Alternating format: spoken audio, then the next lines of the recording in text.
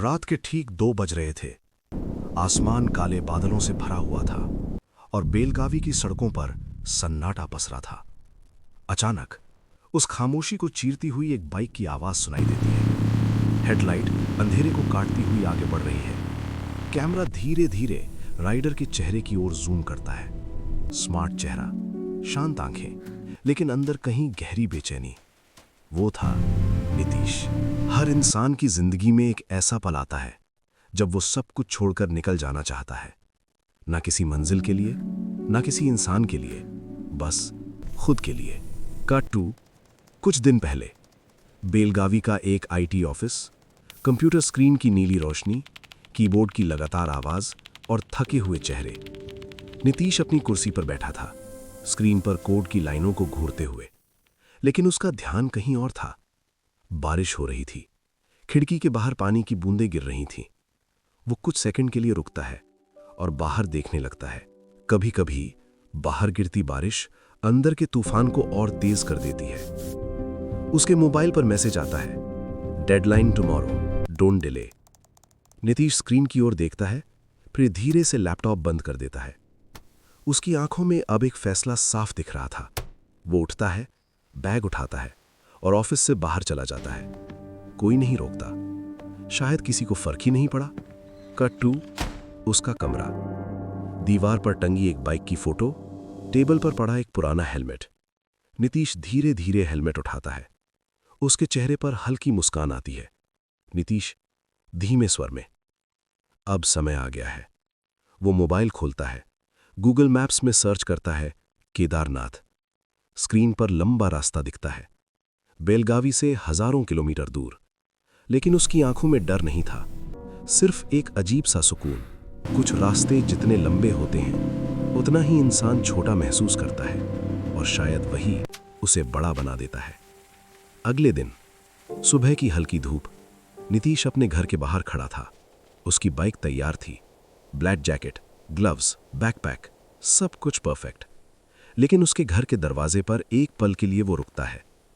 अंदर से माँ की आवाज आती है, खाना खा लेना रास्ते में। वो कुछ नहीं कहता, बस हल्की मुस्कान के साथ सिर हिलाता है और बाइक स्टार्ट करता है। इंजन की आवाज गूंजती है और उसी पल उसकी पुरानी जिंदगी पीछे छूट जाती है। बेलगावी की सड़कों से निकलते हुए सुबह का हल्का ट्रैफिक, चाय की दुकानों से उठता धुआं, लोग अपनी अपनी जिंदगी में व्यस्त। लेकिन नीतीश अब उस भीड़ का हिस्सा नहीं था।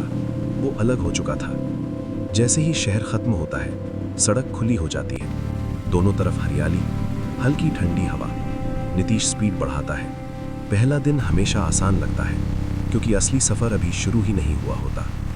कुछ घंटे बाद महाराष्ट्र बॉर्डर। आसमान अचानक बदल जाता है। काले बादल, तेज हवाएं और फिर बारिश। तेज, बहुत तेज। पानी की बूंदें हेलमेट पर लगातार गिर रही थीं। विजन धुंधला हो रहा था। सड़क फिसलन भरी, लेकिन नीतीश रुकता नहीं। वो आगे बढ़ता रहता है। हर मोड़ पर खतरा, हर सेकंड एक नई चुनौती। कभी कभी प्रकृति हमें परखती नहीं, हमें रोकना चाहती है। और उस वक्त फैसला हमें करना होता है, रुकना है या आगे बढ़ना है। अचानक एक तीखा मोड़। बाइक हल्की सी फिसलती है। नीतीश का दिल एक पल के लिए रुक जाता है, लेकिन वो संभाल लेता है। धीरे धीरे बाइक को कंट्रोल करता है और साइड में रोकता है।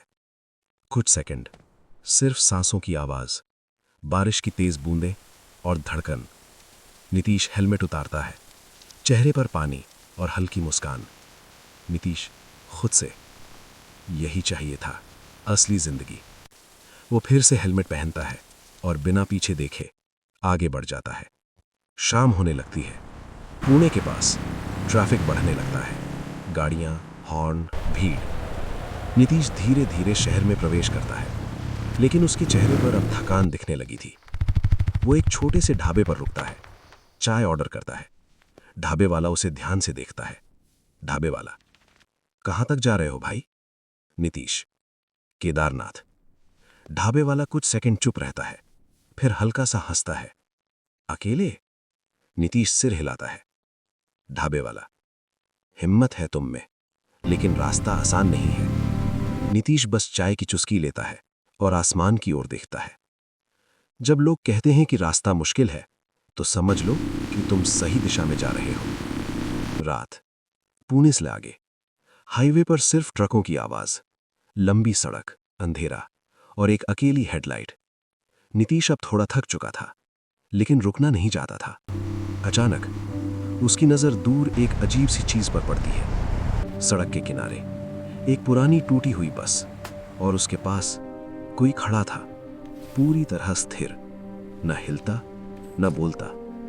नीतीश की स्पीड धीरे हो जाती है, दिल की धड़कन तेज। वो पास जाता है, हेडलाइट उस पर पड़ती है, लेकिन वो चेहरा साफ नहीं दिखता, बस एक परछाई। हवा तेज चल रही थी, पेड़ हिल रहे थे, और वो आकृति अब भी वहीं खड़ी थी। नीतीश एक पल के लिए रुकता है। क्या वो मदद मांगेगा